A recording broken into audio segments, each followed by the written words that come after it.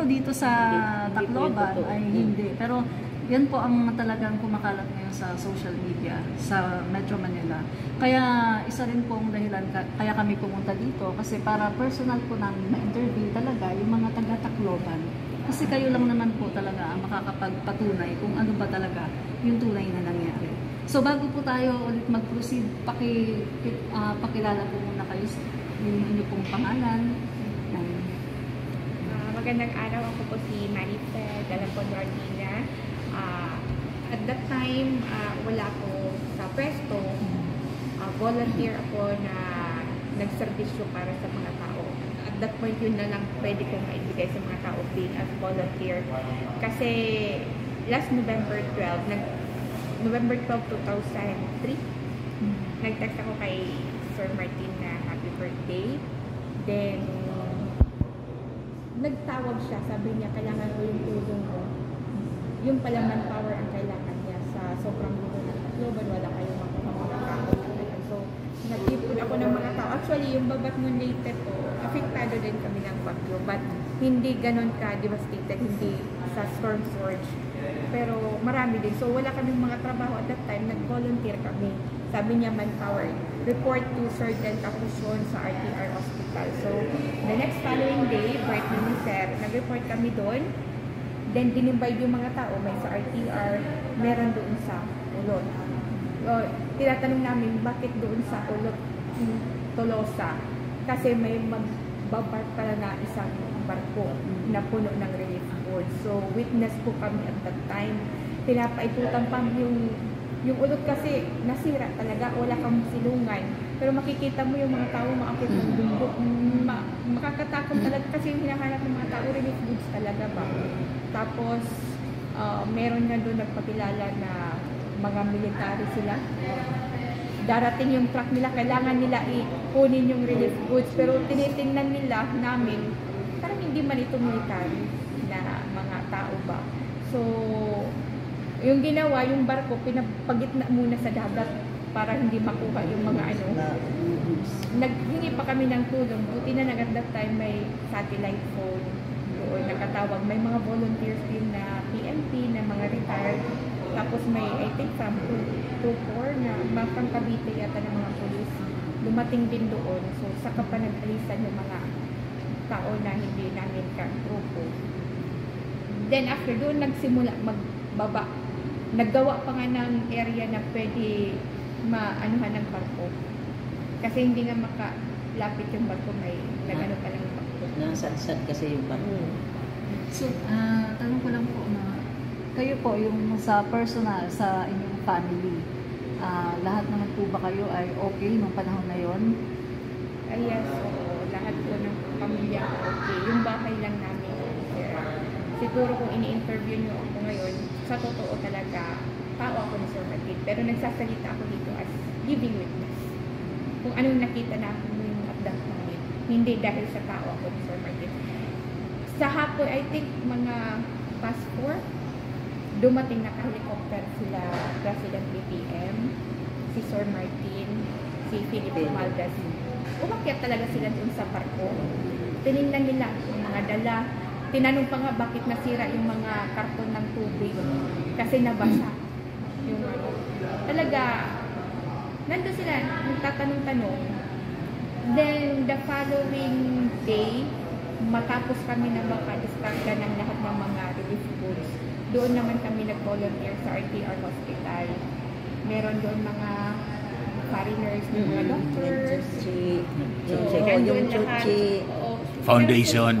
Tapos yung taga-CNN. CNN. At that time, hindi po siya congresswoman. Sa pagkakaalam ko, nakunan pa siya at that time. Kasi talaga, siya mismo naggagawa. And then si Sir Martin, Ano congressman na doon si ano? Si Sir Martin ang congressman at that time. Oo. Siya mismo personal andun. Hindi na rin yun makakain. Kasi hindi rin kami makakain at that time. Siguro makakain man hindi na sa tamang oras ba. Personally, nandun talaga si Sir. Hindi ako rin sasalita dito dahil sa tao ako ni Sir Martin. But living with Jesus. So sila, one of the volunteers sila din doon at that time. Marami pong salamat sa na-share ninyo. At ngayon naman po ay dumako naman tayo kay pakilala ko po muna kayo. Ako po si Jessica Nunay. Usa po ako nga volunteer at Yolanda. So, talaga ang ano ni Sir Martin tsaka nila Bibing, nandoon talaga sa barko sila. Paano pa nga sa amin. Sabi pa nga niya sa amin na, sige, pagkatapos nun mag-snack ka mo, kain kayo. Yun ang sinabi sa amin. Tapos, pagkatapos noon, bumaba na sila. Kami na ng lahat ng mga sa barko doon. Babaan ng mga nila doon. Yung mga Release. mga goods nila. Maraming goods nila yung nila dito sa Isang barko. isang barko. Punong-puno yung isang barko. Oo. Hindi nga lang yun siguro kasi yung mga una doon sa doon sa ulot, tapos pagkatapos doon sa ulot dito na siguro yun yung pangalawa na barko. Oo, kasi may naghihingi din sila na volunteers namin na ma-assign dito sa port area dito sa Tacloban. Pero at that first day, I think November 13, isang barko doon sa Tolosa. Punong-puno siya kasi basang-basa na yung iba, yung mga mineral water, So grabe talagang isang barko? Isang barko, laki ng barko eh. Oo, may mga tubig. Sa isang Tubig ka. sa isang Gatas. kwarto, Corn beef. corn beef, tapos ang tubig ibari yung pagkalaga nilagyan. So, grabe pala talaga no, kasi ang tulong na binigay, isang barko talaga at talagang yung naririnig Hindi ka galing sa gobyerno yon.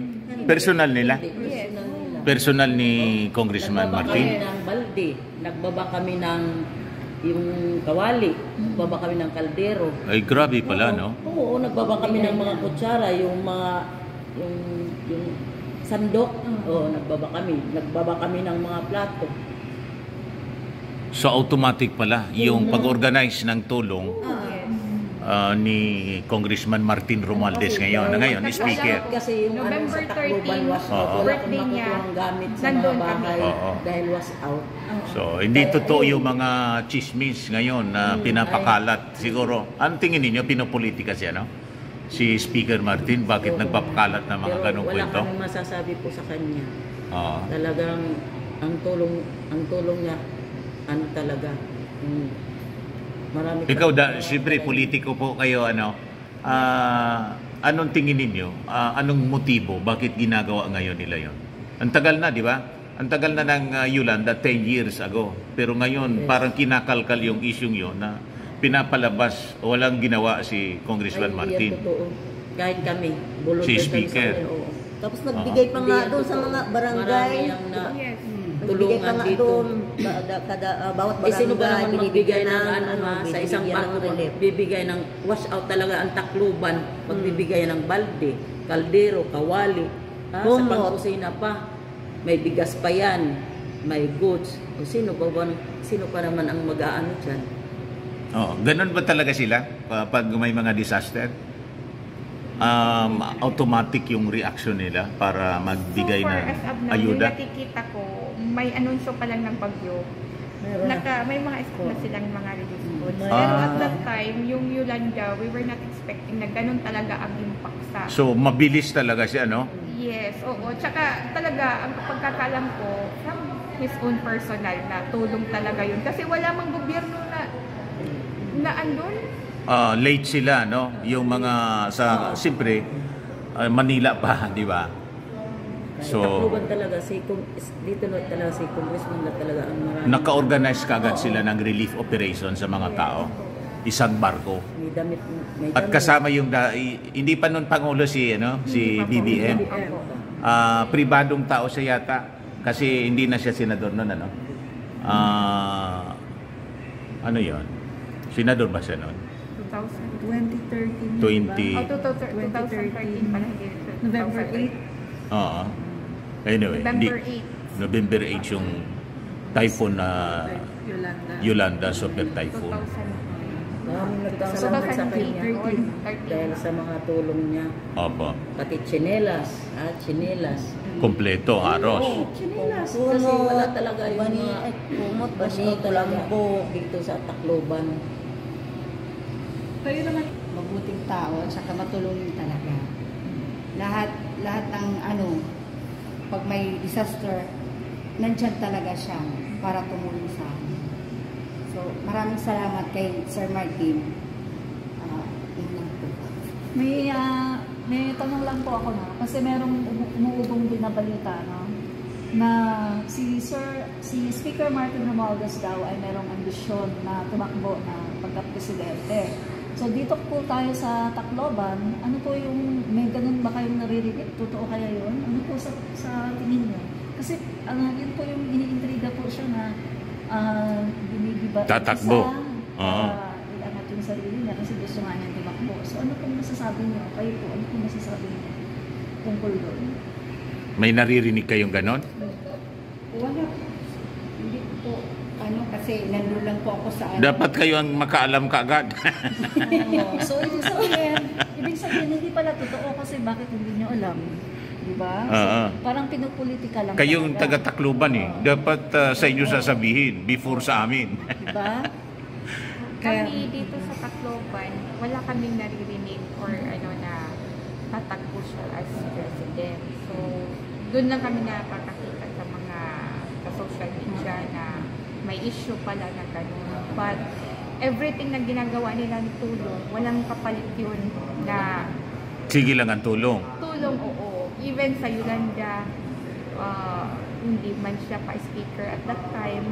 Kung baga, from his heart talaga ang tulong niya. Kung in case, sulsulan namin. Susulsulan namin. Tumakbo siya para kami naman. Ako kasi taga Bicol ako Ito taga Cavite. Si Mami Ping taga Maynila. Para magkinabang naman kami. Di ba makatulong sa aming mga kababayan? Ay pagkakait ba naman ninyo? Prangkaan na tayo, So, kung tatakbo po si Speaker Martin, ano pong masasabi nyo? Kayo ba ay Halimbawa, kakampanya nyo ba? Yes. Gusto ninyo? Hindi. Yes ka. Yan. Hindi naman pala kayo maramot, Pwede ninyong i-share sa ibang mga probinsya. Madali naman siyang matakbuhan mo sa tulong. Ganun ba? Ganun ba yung pagkatao niya? Kasi pag sinabing Romualdez sa amin, di ba? Nasa matataas na parang burgis yung dating. Hindi siya ganon? Yung pagkatao niya? Masa siya? Sa bagay, kayo nga, masang-masa yung dating ninyo So, isa-isa po kayo kunwari, kausap nyo harap-harapan yung mga tao na nagtutulig sa ngayon kay Speaker Martin kasi grabe po yung ginagawa sa kanya ngayon sa social media. Maaring dito hindi masyadong ramdam. Pero kami sa Manila, ramdam na ramdam namin. So, kung kausap nyo harap-harapan, ano pong masasabi ninyo doon sa mga tao ngayon na sumisira sa reputation at saka pagiging politiko ni Speaker Martin Romualdez? Kayo po muna. Sige, pagalitan nyo na po. Sige. Baka sabihin ko, tumigil na lang siya. Tumigil na lang yung mga naninira. Naninira ng tao. Hindi alam ang ginagawa ni Sir Martin kasi kami ang may alam na talagang mabait talaga si Sir. Kaya wala kami masasabi. Tama, kasi kayo taga-Tacloban, diba? Kayo naman po. Lagi kong naririnig ito sa kanya. Lagi niya sinasabi sa ako, trabaho lang tayo. Yun ang gusto niya sinasabi sa akin, trabaho lang tayo. So, nakikita ko sa kanya, nagtatrabaho lang siya. Huwag naman sana natin sakyan pa. Kasi personally, mabait na tao talaga yun. Di kaya, ma'am, may na-insecure lang. Siguro, yung nagsasabi lang nagsasabi lang ng ganyan, hindi kasi nila alam Pero kami alam namin. Nagsasabi lang silang ganun, kaya hindi nila alam kung anong tulong ni Sir sa amin. Sa bagay, kami din, sa history, sa tagal na kilala namin yung mga Romualdez, wala man kami frankly speaking, wala kaming nabalitaan na nang-away siya.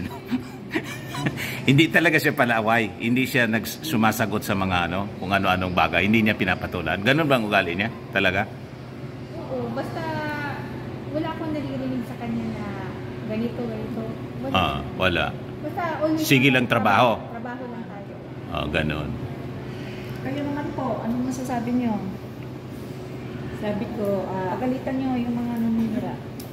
Yan, Pagalitan pagalitan ko niyo po. ng manira. huwag nang manira kay Sir Martin kasi mabait yung tao na yan. At saka palagi sumusuporta sa mga mahihirap. Yun lang. Tama na. Mm-mm. Yun. Okay po. Maraming salamat, ma'am.